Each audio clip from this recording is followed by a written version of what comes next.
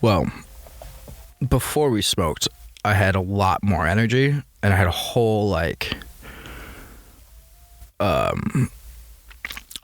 intro planned. Do you want me to? I could test it out, but I don't know if it's gonna come out as good as I was hoping for. Because I just, man, anyway. All right, let's do this properly. Welcome to the Cheeks and Dong Next Podcast, an esoteric conversation about drugs. Can I say the catchphrase? Yes, go for it. Oh, by the way, I'm the host, Dan the Dong, and my co-host is Sweet Cheeks. JS Cheeks is my preferred one, but Sweet is fine. But yes. JS Cheeks is a little bit more professional. It sounds like, I don't know, FJ Fitzgerald. Is that it? Yeah, kind of.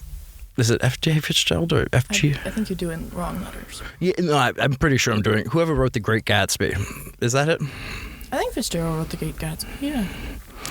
Why am I asking you? It's always me that's dropping. Anyway, you read that? It's a good book. It is a good book. Anyway, that joint that we smoked, excellent weed. New York City Diesel, not to be confused with Sour Diesel. We really like the brand too, right? I'm blanking on what that brand is. Really? I could remember it if I think really hard. The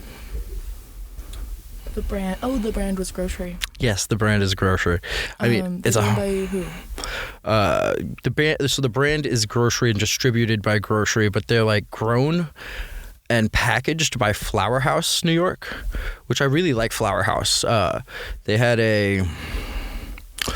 what was it? I think it was a Gorilla Glue, original glue as they call it now. But I really, Flower House has always had like good strains, and they've always had good pot. What was it that we just had from them? Face Off. No, that's Grocery again. But Grocery is like their cheap brand. You know, I don't know. You're talking about the Flower House. Yeah, Flower House. I don't know. We've never bought it, but it's been on my list. It's a little bit steeper than I think our price point for weed is. I mean, $100 and it was $160 for an ounce. Not bad. Yeah, and I think we really don't go much higher than that, so no. They're kind of off the table. Yeah, you know, I think that pending. I mean, once you get to like 200 range, then all of a sudden it's 250 with tax. Anyway, you know.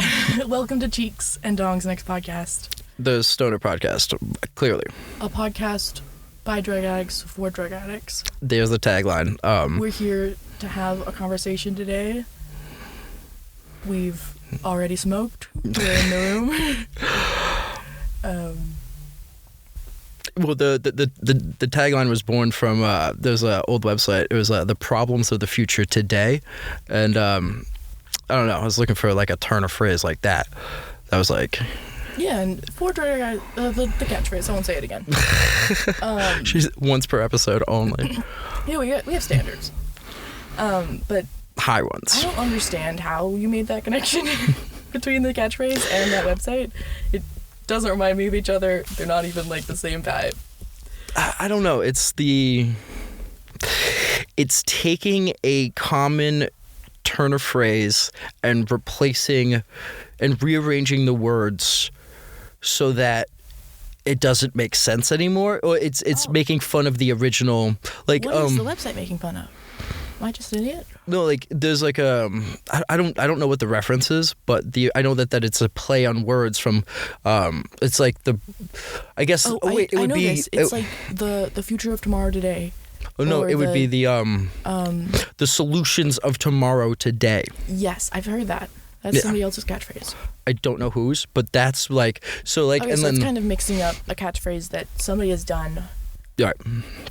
I don't know who it is that's saying we're these people, we're making this for the other people that are the same. Like I don't know where that little phrase comes from. I would like the phrase like I don't know a toothpaste by dentists for dentists. You know what I mean? Yes, that's something like that. I've heard of like which makes no sense. Medicine, or I've heard of brands like nursing shoes that are like for nurses. Exactly. From nurses for nurses. Also, the first time I ever saw like a Subway ad specifically targeting specifically targeting like nurses and like work uniforms, I was kind of taken aback. I wasn't, because as a kid, my mom's a nurse. I went to whole clothing stores that were just scrubs. I've never even considered that. It was mind-breaking. Yeah. I was like, who goes here? But there's like 6 women like looking for scrubs and nursing shoes, and they had the ugliest nursing shoes available at the store. That's what was making me laugh so hard about this Subway ad, is because like they shot it. It's clearly like shot at like a photo studio in like Soho, done like super professionally and like high fashion standards and all that other stuff, and it's just like drab, it's just like, Saks, you know what I mean? Like, what, like scrubs are what? Like I don't understand why you have to sell, like, why do you have to sell people on scrubs? They serve a purpose. I understand the purpose this, sells them. I'll tell you. It's that scrubs for so long have just been ugly Saks. It's that all of the scrubs at this scrub store were shapeless, like rectangular pieces of fabric. They weren't flattering. Some of them had patterns, but those are the ugly ones. For like only people who work in pediatrics. Jesus, my lungs. And that ad that you're referencing is a brand that is trying to do like new upgraded scrubs that like fit your person better and are more like adaptable to movement. It's like a new change in the wear of nurses that like the city and that brand is trying to conduct. I'm not sure it will catch on large scale, because who wants to pay that much for scrubs? They've got to be expensive compared to this like warehouse. Like it was like if you took a secondhand store and you gutted it and filled it all with scrubs. That's what it looked like. I'm sorry, I zoned out halfway through that because my back is totally out. Yeah. My back is totally out. Dan the Dong over there threw his back out a couple days ago. And then re-threw it out having sex with you. And then damaged it through overexertion. I am at fault a little bit. So I'm like sitting down, trying to get comfy, and it's like, I'm like touching everything. The sound quality You're like shifting in your seat. The sound quality is trash. Everybody's just upset with me. No one's upset with you. Well, I'm upset with myself, because I shouldn't. That doesn't count. I mean, I should not have tried so hard the other night. Yep, we were just in the vibe. It was the energy, you know what I mean? It was late at night. We were super stoned. Yeah, we were being careless, and we shouldn't have been, because you can't be careless when you're injured. You can't be careless when when you've thrown your back out. I mean, this is the first time in my lifetime that I've thrown my back out not doing something. Actually, this is the first time I've ever like thrown it out properly. And I used to work on film set and like pick up stands and just like body it, No, I know that you've had a couple injuries like with your shoulder and your back doing that type of thing. I did fuck up my shoulder real bad doing that, yeah. But yeah, this is the first time in your adult life, or your whole life, that you've ever thrown out your back doing something that you thought would be easy. Yeah. That you thought wouldn't be a big deal or that strenuous. Yeah. Strenuous? Strenuous. I mean, what was I doing? I was cooking. I was making chicken wings. That's when you threw your back out the second time. No, that's the first time. The second time is when we were having sex. No, I meant, I'm considering another time. What? I'm considering when we were looking for something or cleaning or something, and you had lifted up the mattress. That's okay. So I think that's when I tweaked it first. That was the same day as making the chicken wings. Okay, that was earlier in the day. Yeah.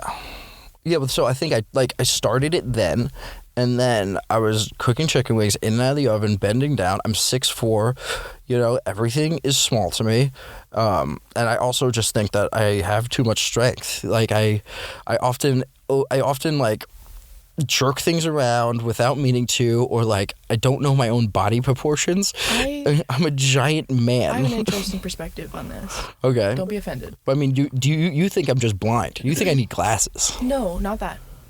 It's to do with your size and your strength. I think you kind of expect most things to be light and be easy for you to do. Yes, I do. Because you're used to being strong and large and like to being able to lift things other people can't lift. So that kind of goes to your head a little bit, and you start thinking, I can lift whatever. You think I'm just getting whenever. I don't have to stretch. I don't have to prepare. You just you think that I'm like And I think it's a little bit of like a egotistical, like you think you can do more than you can. Yes. There's a word for it that I'm blanking on. God damn. I get like what, narcissistic or It's not narcissistic. overconfident. Yeah. Overconfident would be It's the a appropriate human word. mistake. Very human. It's easy to. Oh my god. So stop. And you know what's worse is that this weed actually kind of does not help with that sort of inflammation. Yeah. I mean, as much as I love New York City Diesel, it won 5 cannabis cups, as Leafly loves to fucking remind you. As much as I love it, I do wish I had like some sort of like hardcore like pain indica, like a yes. like a GMO would be real nice right now. I love GMO. I hope the next one might be better than that. The problem with this one, I think, is that you don't really feel the relaxing body effects until like 2 hours in. Well, it will get, so it is a hybrid. It's a mix of Mexican landrace and a Afghanistan landrace, and it's not related to sour diesel in any way, which fucking blew my mind. And when I grew up, I grew up in New York, I grew up in Brooklyn, and I'm 30, so my demographic, the diesel was fucking everywhere in like 08. But I guess it was this diesel that everybody was talking about and not the sour diesel, because we bought an ounce of sour diesel and I was like, this is not what I was expecting at all. It's funny, like when you're like that age, you don't know what your pot is. And it wasn't until I started buying QPs from Colorado with my brother that like I started like understanding strains at all. I didn't understand strains until I moved out to New York. When I was smoking pot as a kid, I never personally bought it. And even when you do personally buy it, they don't really tell you what it is. No. They might be able to tell you if it's a sativa or an indica. But often they're like, it's pot, is this price? Take it or leave it. Like, I mean, there was this guy that used to come around with a little briefcase, and he had like these little jars with the magnifying glass and the light, you know, and he'd be like, this is this, blah, blah, blah. But like, I'm not, but then you're spending like $60 for an eighth because it's getting delivered to you. It's just a whole rigmarole. And like, I was like, it just wasn't worth the price point. And my boy lived down the street. I could text him at any time. Or he lived up the block. Go to his front stoop. He'll give me like a gram and a half for $20, and I was happy as hell to go back and roll 2 joints out of that. You know? No, and I have a very different perspective on like how I grew up with pot, because I grew up in Ogden, Utah, and until medical was a thing, until like a couple years maybe into medical, it was hard for you to even get flour. For Utah, no, it wasn't hard to get flour. It was unheard of that your pot would be delivered to you. You had to go to a guy. You had to go to a guy. You had to know someone who knew where the guy was. And the guys are usually up in Ogden, at least. They're usually in like student housing, up by the university. And you have to go to some guy's sketch apartment, and you have to sit there with his dog and like. So it's a lot like buying meth. And you have to like wait for him to pull it out and to tell you, oh, this is the one I have versus this one. If you smell this one, you smell the gas. This one a little bit quieter. And you have to sit there. I never did it for myself, but I like went along with other people who were buying. I was the worst type of pot smoker. I smoked nearly every day in high school. But never bought your own. But never my own pot. See, so my friend Christian, so I had 2 friends in high school, Lisa, I'm not going to drop their last names, and Christian. Both of them sold weed in high school, and me and Christian were best friends. And so we smoked every day, but I gave him like $5 or $10, and he just put me on the blunt. And we would sit outside, chock full of nuts coffee, Avenue M, because I went to Murrow High School. We'd sit out there, and he had a backpack at his feet, and people would come up and hand him $20, and then they would just pull a baggie out of his backpack, and we just sat there chain smoking cigarettes in front of chock full of nuts, doing that all morning until, you know, we had to go into class, and then we would try to smoke right before we went into class, but we had to like walk, because you can't smoke on Avenue M, you get arrested. So we had to walk on like East 16th down towards the avenue, smoke really quick. We were late every freaking class. And just- I just like, I don't know where he got the pot. He was the one that had the connection, and all like I just like, and it was always a different strain every time. I just trusted him, you know. And he lived down the block from me. And he was the guy I bought from. I bought cocaine from him, you know. He became my cocaine guy for a while. It really blows my mind how long pot's been pot, if that makes sense. And how different locations and environments and lifestyles and how old you are and all of it changes how you're exposed to pot. Mm-hmm. And like the pot process, and I don't even know. What We I'm were all trying to skate say kids. Is it reminds your story Yeah. of You ever seen the movie Kids? yeah, you showed it to me. Yeah, that's my life. Yeah, I get it. It's crazy, to me, but it blows, that blows movie. my mind. That movie Kids, my life. However, it Without the reminds AIDS. me of my father's story about pot and his like youth. Like when he was a teenager, his neighbor. I don't know if his neighbor grew the pot, or if his neighbor just had a lot of pot plants. So he grew up in California, He grew up in California. where it grows. So this is Southern California. Maybe 1980s-ish, a little bit. So my father was born in 68. So he used to work for his neighbor. He used to get pot in exchange for doing trimmings and You know, it's treating the plants to be sold. Yeah. I should take you out to Maine. My friend, my cousin Justin in Maine, he grows. And the last time I went to his house, he made me sit there and trim while we watched the Boston Celtics play. No, he gave you like a quarter for it or something, right? Yeah, he gave me a bunch of weed. But like he walked in with a trash bag. He's like, start trimming, and he had like trash bags upon trash bags in the basement that he had to get through. That's what it was for my father's neighbor, like in his story at least. Yeah. I wouldn't be surprised if he is like overtelling. Mm-hmm. Me or you? No, my father. Oh yeah, probably. Like Why is your he's- dad talking to you about weed like this? As a kid, we're Mormons, and he tells us stories about weed from his childhood. My mom's just like shaking her head across the dinner table or whatever. Like all his crazy stories are about drugs and drinking and stealing his parents' cars. And his stories from his life, his like young adult and teenage years, are all like, oh yeah, and then I got viciously hurt, or then the cops were called, or So that's fucking hilarious. and then I got free weed, like something like that. You know what I My mean? dad was born in 1950, so like he did not talk about his life before children. He used to say that was BC, before kids, or before children. Oh, it was private. It was private. He did not talk about it. Interesting. It wasn't until after he died that I found pictures of him like with like a cigarette passed out and or at a bar with beer bottles. Like he had all these photographs that I'd never seen before from the BC, before children.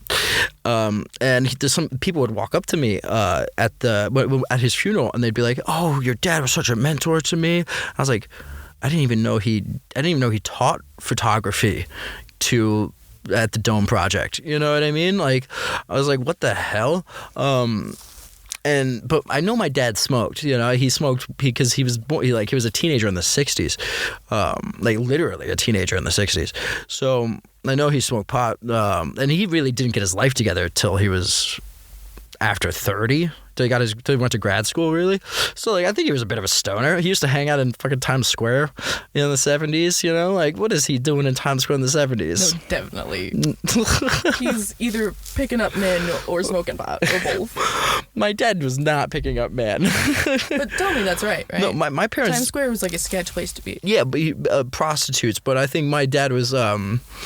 See, my dad didn't drink. He didn't keep alcohol in the house.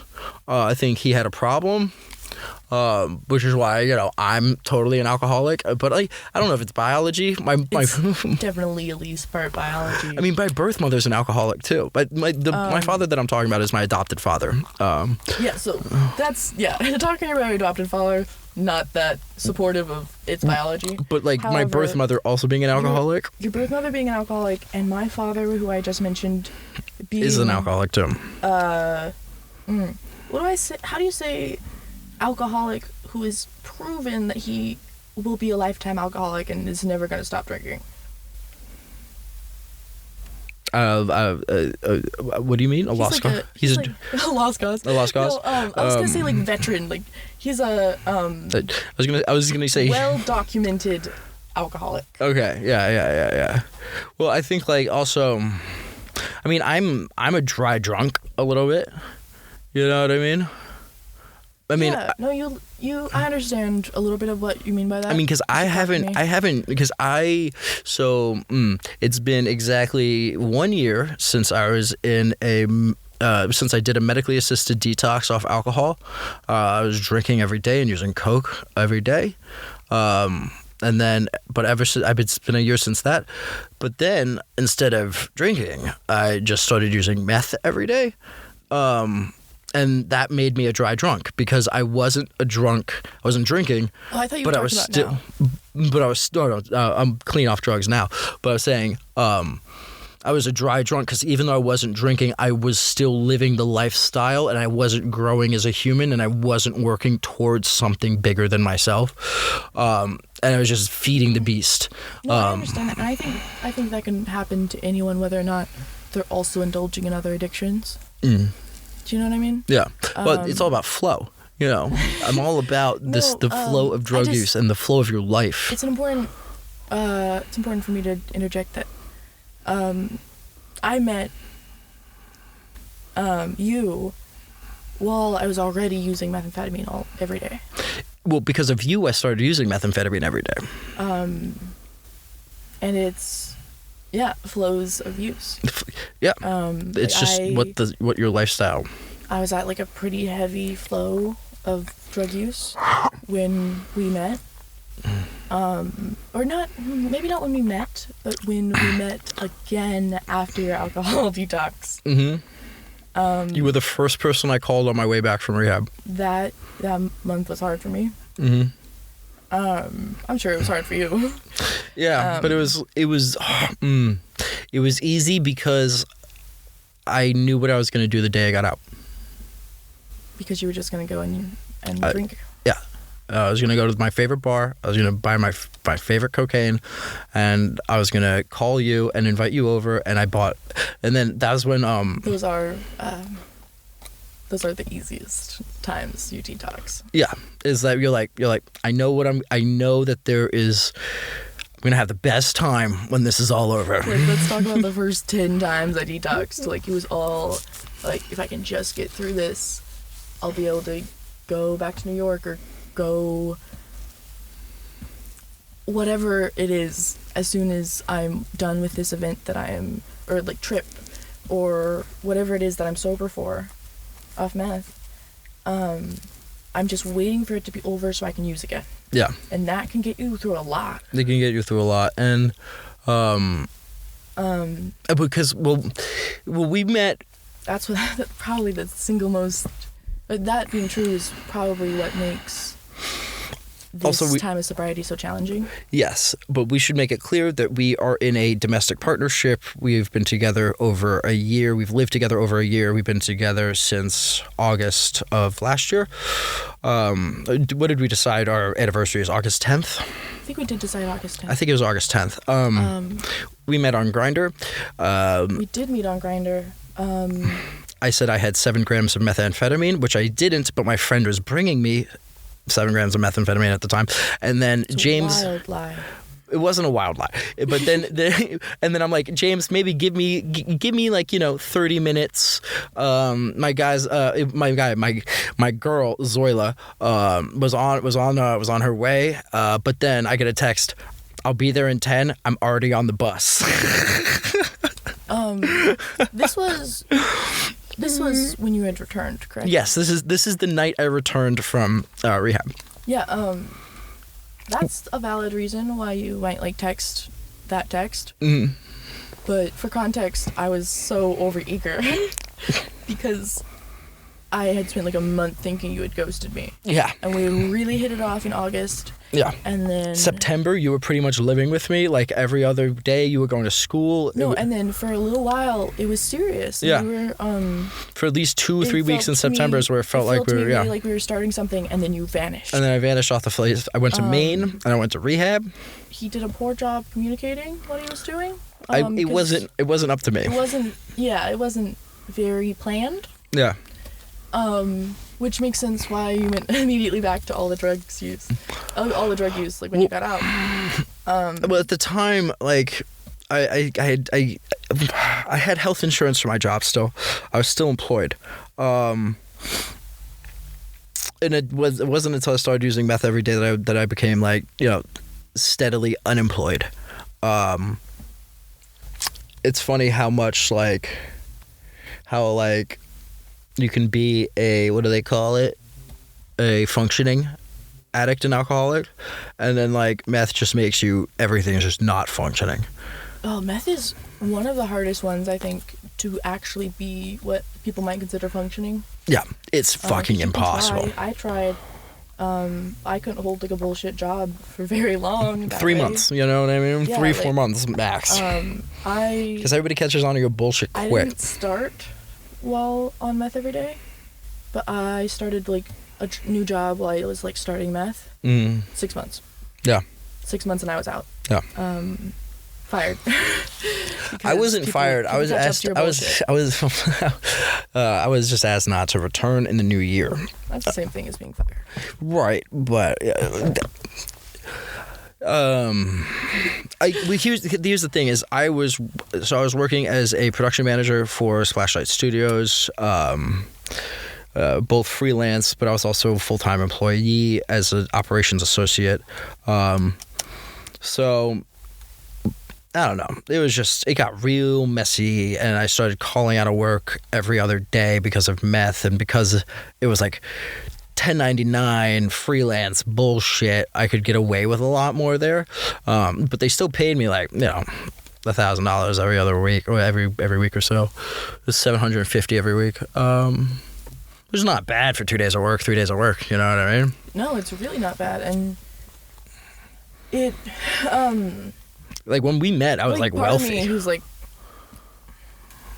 Part of me who rejects this idea that it's not possible to be a functioning methamphetamine user. Yeah. Or like a functioning addict in that way. I mean, or like in that lifestyle. I wasn't healthy. That's what I mean. But part of me that's like bitter that it's not possible is like, oh, I think you could have held it up like longer. I think if you just like gone to work a couple more times, like you could have pulled it off, like getting paid that for longer. And it's like, shut the fuck up. Shut the fuck up, because it's not. Methamphetamine like takes your soul away. It takes your humanity away. It really does. It makes you a slimy skinned bastard. Like, scaly skinned, you know. A bastard might be doing too much. No, we like to call them scale skins around here. Silver skins. Silver skins. Yeah, we like to call them silver skins. But, I mean, I still got my face is still fucked up. That's just mine too. Like, but it's still fucked up. Methamphetamine really fucks with your entire person. Your entire body. Your skin, your hair. Your insides, your hydration systems, your dopamine, your emotions, your mental health, your hunger system, your metabolism, it's all affected. Yeah. Your cardiac health. But like, I remember like we used to like hug each other and cry and beg to see the sun again, you know? Yeah, there were dark days. Really. We used for the better part of the year that we've been together. Yes, every day. I will say we have, but also I've been more sober with you in the past year than I have been alone before you. No, exactly. As well. Like if that makes any sense. We had many sobriety attempts, and then this one. This one clicked in a different way. In a different way, but since the last couple months. In our last couple of attempts, and then this one, I can confidently say I've lived more life with you. Yeah.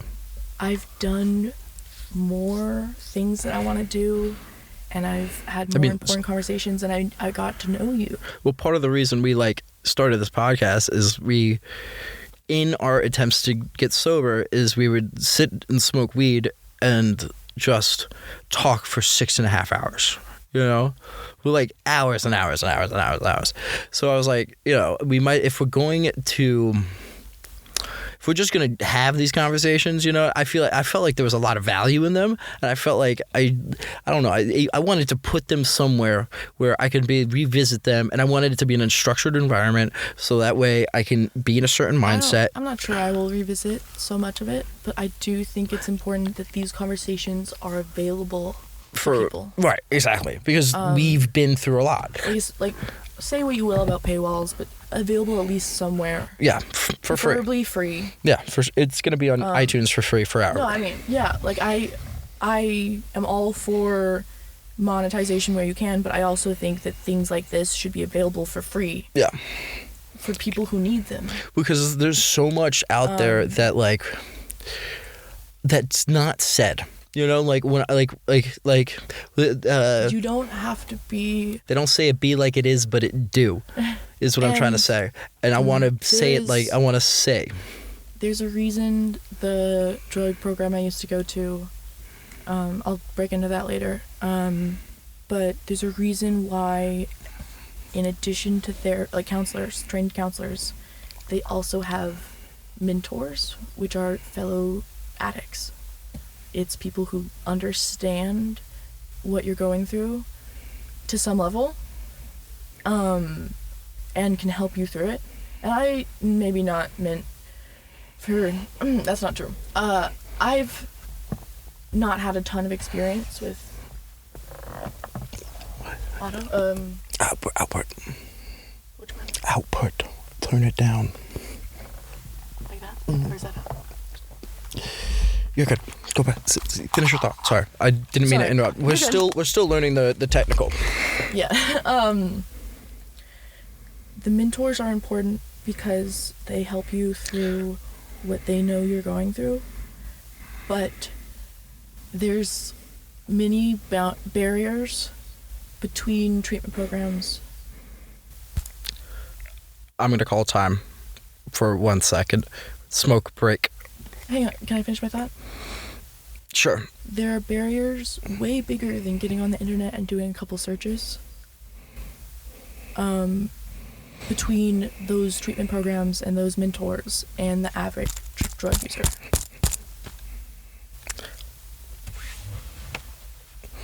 And we're back in. Sorry about that. We had an emergency back spasm that needed to be taken care of. You had an emergency back spasm. I don't know if you heard, but I started really going time. You can hear it in the audio. I get to, when I'm finishing my thought, you're just like... I was like, no, my back. You're doing a hard hand motion. All right. Anyway, so the point is that if we could be mentors to anybody, we should, and I feel like our life experience in whatever way is helpful, and also we have accessible to us. You know what I mean? Right. And I put a lot of time being entertaining for you, and you don't get half my references or half my jokes. And if I get at least a little bit, I just want a little bit of dopamine positive feedback from someone being like, "Hey, that was really funny." I'm 8-10 years younger than you. You got to give me some credit that I'm not gonna have all those references. Yeah, but it's what was it the other day that I couldn't believe that you did see? I couldn't believe the Watchmen. I don't know how you missed Zack Snyder's The Watchmen. I don't know how you missed. Who did you not know? I also just grew up in kind of a media desert. Right. People I grew up with didn't watch film for fun. Right, and you were also homeschooled and. Yeah, I was homeschooled. I was growing up in a religious community. It's conservative. There's definitely a link between film liberalism and the type of person who watches movie for fun. Right, okay, I understand. But calling it film liberalism is hilarious. Anyway, I think that the more we can share, the better. And it's really helpful for my own recovery to talk about my experiences, and I'm super open about it. And I'm also an open book. I like to say, Sorry, Right. I don't mean to cut you off. No, you're like it's. But the idea is that it's gonna help it's gonna help us to be excited to be sober, to be making this. Yeah, in an effort to be selfless, we end up being selfish. Yeah, and that's the nature of life, right? Yeah, I totally agree. We might have something to share, but sharing that is selfishly helping us stay sober. Okay, well, we actually have to go pick up weed. But yeah, we have plans. We have plans. We're going to go to the Sofa Club on East Village. We're going to go pick up a half ounce of Gelato 33 by the Eterna brand. Larry Bird, right? Larry Bird, yes, number 33. I've never had like proper gelato. I've had gelato, jet fuel gelato. I've had mule fuel gelato. Or the fuck, Gelato 44. Gelato 41. 41. Is it 41 or 40? It's 41. Gelato 41. But like we've had gelato mixed with a lot of stuff. But most of these, there's a couple of weeds that are like my top 5 or whatever. Mm-hmm. I think gelato is probably like on the gelato things. Yeah. Generally land top 3. Oh, this is actually a great place. Name your favorite strain of all time. Of all time? All time. Platinum lemon cherry gelato. Gelato is in that, and that also is a crazy name. It has platinum OG. It's platinum OG Kush, and gelato mixed with. Where's the lemon cherry come from? Is that like Silver Haze Trop Cherry? I forget all of the parentage. I want to say it's a different strain than that. Yeah. But it's got the lemon terpenes and the gelato like punch. Yeah. It's the creaminess. What did you say the platinum was? OG Kush. Yeah, and then it's got the Kush. Yeah. It's Platinum Kush. I think it's Platinum Kush, right? Very pleasant high. Yes, it is very pleasant. I do like that it does everything that we want weed to do. We should do more research before we talk about strains, so we don't seem like uninformed. Oh, I know a ton about strains. I don't know the parentage of my favorite weed, and that's making me look bad. Well, so I'll tell you this: my favorite weed of all time. It's split.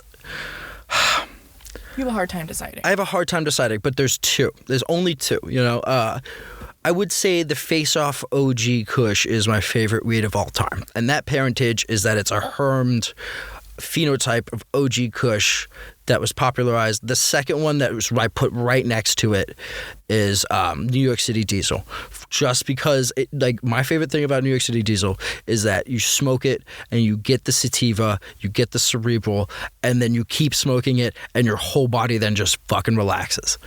And that sort of thing happens with the Face Off OG. You know, like if you dose yourself proper on Face Off OG, you could be up doing push-ups and praying to God, or you can overdose, or you could smoke a little bit, or you could keep smoking it, and then you end up just eyes unable to be open watching SportsCenter. You know? Yeah, and we have a lot of different reasons why.